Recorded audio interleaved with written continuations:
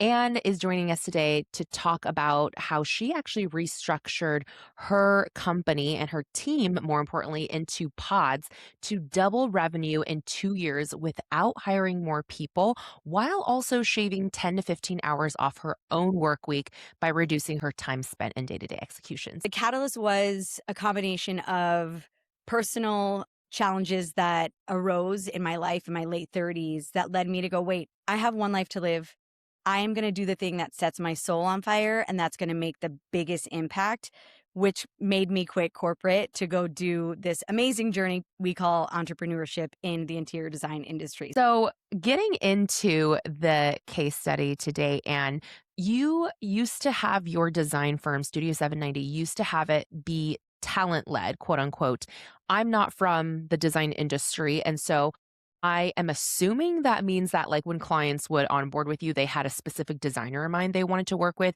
Is that what you meant by talent led, or can you explain to us what that means? Yeah, it is that, and it is also a combination of where we're at in the business and people's strengths as well. And that was like the I guess genesis of this pod restructure that you did, right? So Yeah. help us understand, like, how do you define a pod and what does that look like on your team? So I actually took a page from a playbook at a previous company I was at. I was the vice president of client relations for a social media firm a handful of years, many years ago at this point, almost a decade. And we had pods.